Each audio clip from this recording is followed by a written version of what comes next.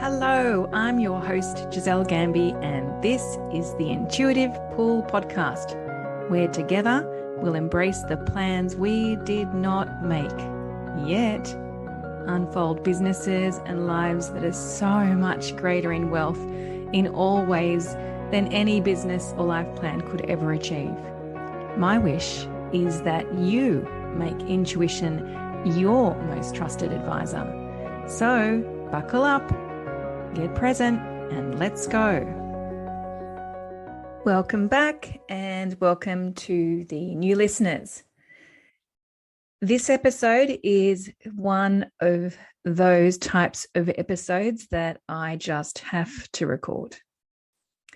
It kind of snuck up on me last week and was catalysed by my own personal process. And so, I feel a little naked actually in this episode due to some vulnerable sharing.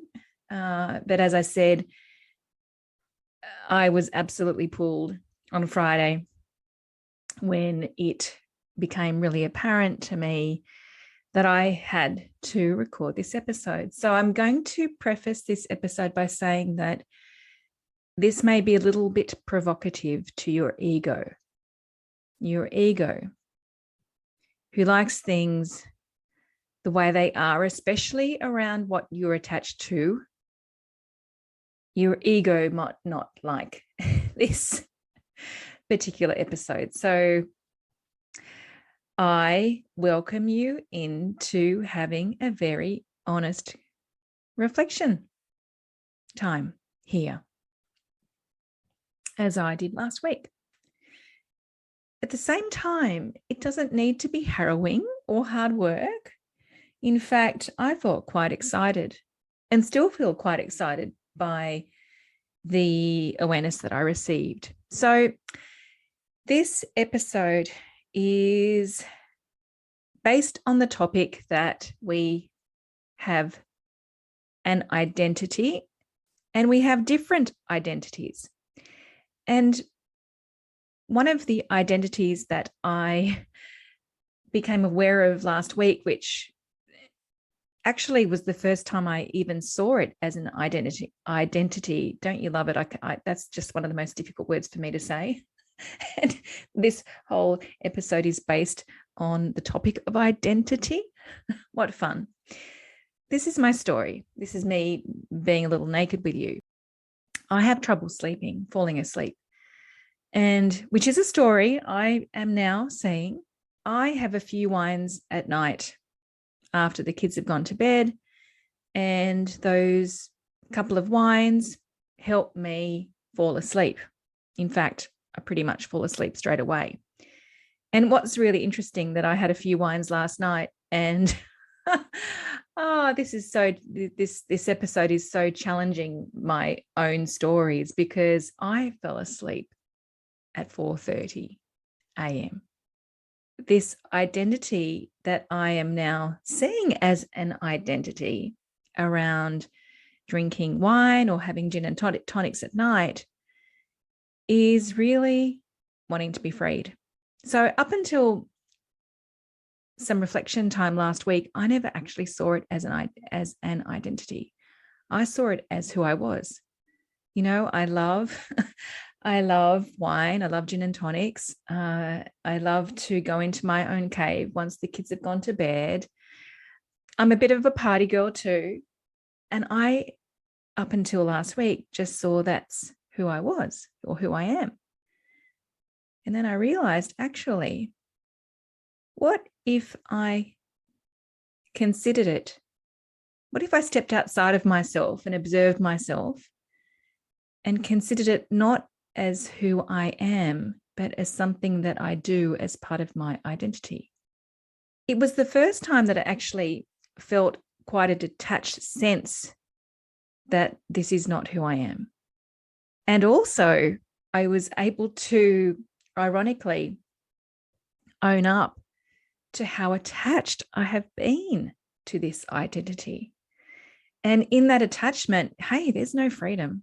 There's no freedom. I've tried. Last year, I committed to doing 100 days without drinking. I didn't quite get 100 days. I did a couple of months. In the past, I've, done a month or two every year.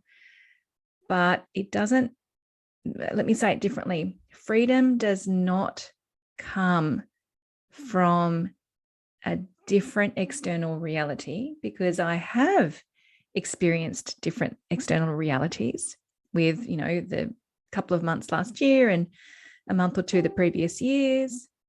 Freedom comes from within. Freedom comes from who I say I am and who I say I'm not.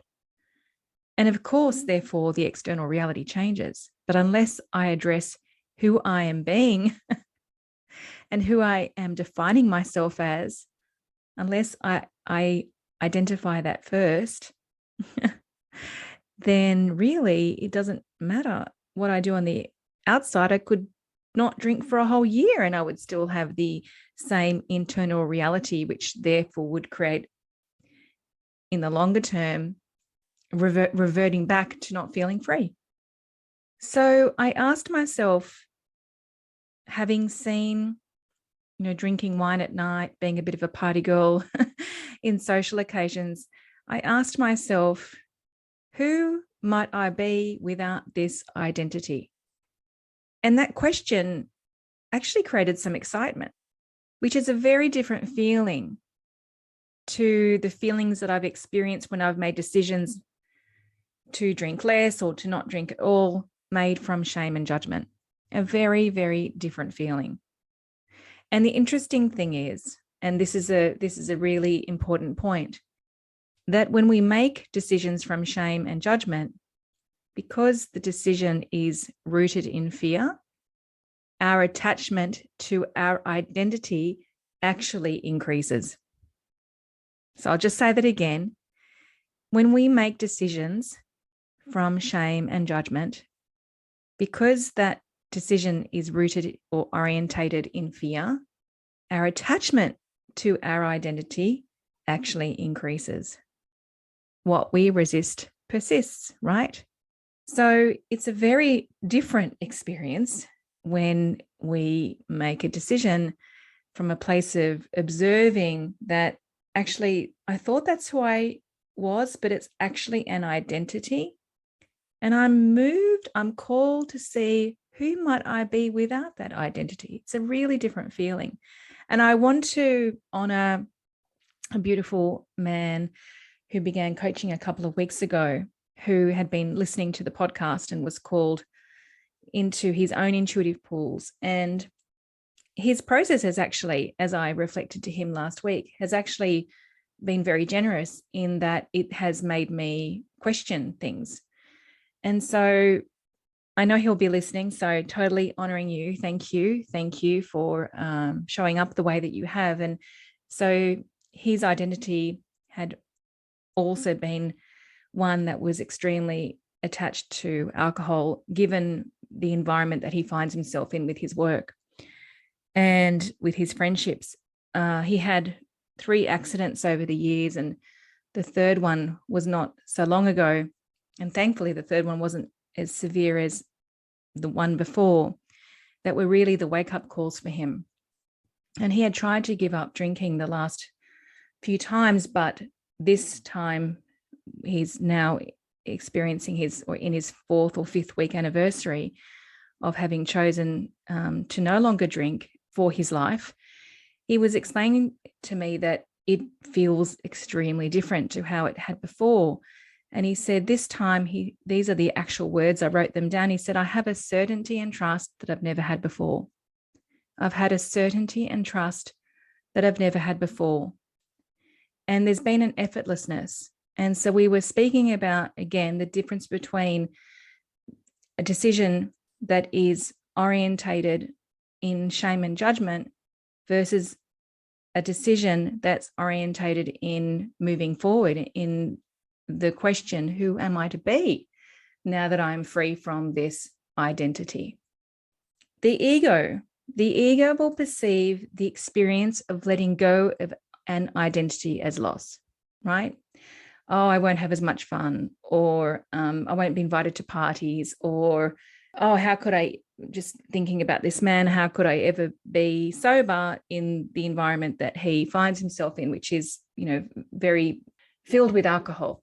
So his ego could have perceived this experience of letting go of his identity as loss.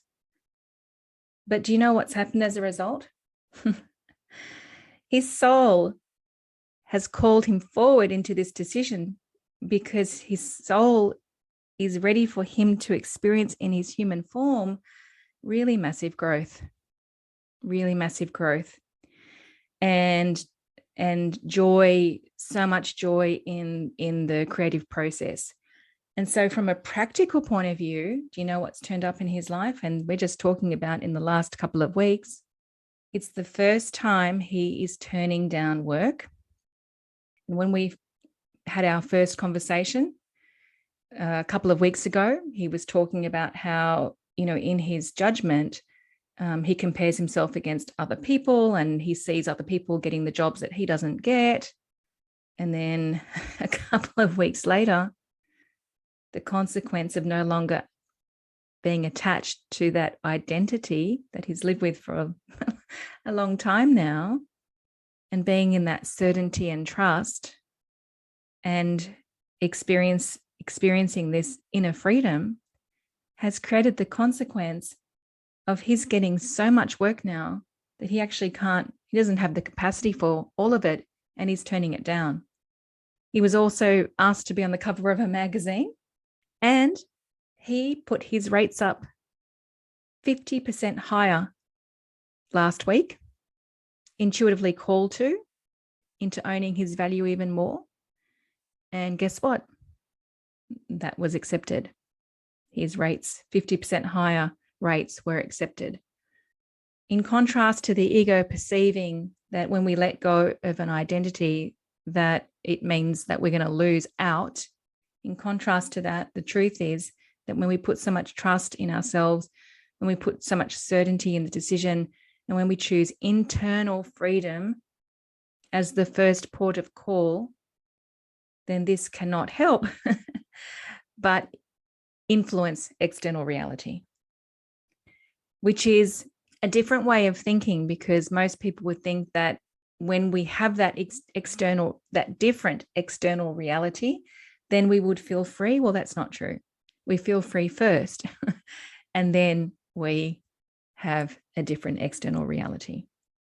So a really powerful question to ask yourself is, and I'm sure that as I've been speaking this episode out, you've been reflecting on your own identities. And I will share some in a moment. And I will ask you to ask yourself this question: does this behavior, does it constrain my infinite nature? Or does it support my infinite nature? Or does it have no influence, no bearing on my infinite nature? It could even be that. You could be making a mountain out of a molehill. It may have no bearing on your infinite nature. Just your perception that it does is where the detachment might actually be calling you. Or conversely, perhaps that behavior, that identity is constraining your infinite nature. And so that's a really great question to ask yourself. Does this constrain my infinite nature? To what extent does it? Or has it no bearing and it's simply been my perception that this was wrong? So here are some identities that I was thinking about before that may further juice you up into coming into your own awareness around a certain way of being that perhaps you just thought was who you are. And rather you can now have the opportunity to see, actually, there's something that I do. It's not who I am. So you might be one who says yes all the time and who's really agreeable. You might be the one who has cancer and is living the cancer story. And I'm going to create a very short episode after this one about an incredible experience I had last week with Dr. Carol Haddad, who I interviewed in a previous episode called The Intuitive Response to Cancer and Illness. An incredible story about one of her patients who absolutely stepped outside the identity of the cancer story. So other identities might be that you are the cynical one, or you might be the one who rebuts responsibility, or you might be the one who is the rebel or the rescuer, the helper, the giver. You might be the one who's the workaholic. You might be the one who stirs the pot. You might be the control freak, the party girl or boy. You might be the insomniac, or the one who's always sick, or the one who has trouble with money. And this is a really perfect illustration of what I'm talking about around just because your external reality changes does not mean that you are free, whereas true freedom resides in the internals, within who you define yourself as. I just happened to hear on the television last week someone saying that the majority of people who have won, millions and millions of dollars in the lotto end up being broke. And how that was described was just because, if they can't manage $100,000, how can they manage $10 million? But if we go deeper, the reason why they can't manage $100,000 or $10 million is because of an identity that they have. And it may be that they're unworthy, or they're not good with money, or they're unable to receive, or they feel guilty having lots of money, lots of different identities. And so there's a perfect example, isn't it? You can have $10 million, but it doesn't mean that you're free. So we always go back to who we define ourselves as. So I hope that this episode has, stirred the pot in a positive way to help you remember who you are and to detach from who you think you are that, has created some limitation. Allow yourself to see this. Allow yourself to see who you have defined yourself to be, that is more truthfully an identity that you've put on. Ask yourself, how attached are you to this identity? Are you really holding on? Do you really believe this is you? Are you afraid to let go? Do you think it would be really, really difficult to let go of this identity? Will it be really sticky, or will it be kind of effortless? The interesting thing, if I go back to the man that I was speaking about before, who has given up alcohol, he said it's actually been really effortless, and he hasn't made a big deal of it, and it's been really effortless. So he's ready, totally ready. So how ready are you is the question. And who would you be without this identity? Who are you being called into? Are you being intuitively pulled here to be free of that identity? I was thinking about, who would I be without having the story that I have to have a few wines at night to go to sleep? Or who would I be if, I wasn't the party girl on social occasions as much as I have been? And ultimately, the consequence of all of that, ultimately, it would mean that there'd be another level of freedom around a belief that I have that I'm not good enough. There'd be another level of freedom around the belief that I have that I'm not good enough, because that's what that identity has me believe, right? It has me judge myself as not being good enough. So, wow, that would be pretty cool. That would be pretty cool. As always, let me know what happens with this one. I know this one's a provocative one. I know that this one had to be recorded, and it had to be recorded for certain people. There will be people who will have already turned this episode off because it wasn't for them. And there will be people who will replay this episode over and over again, if they dare. All right. Lots of love. Bye-bye. Thank you so much for listening. I trust that you were intuitively pulled. If you like this episode, please follow this podcast and share the love with your family, friends, and colleagues. Let them know that I'm here. And if you'd like to have more communication with me, join the Intuitive Pull Facebook group, where you'll find details in the show notes, and you can let me know about what pulls you've been receiving by listening to these episodes. Until next time, so much love.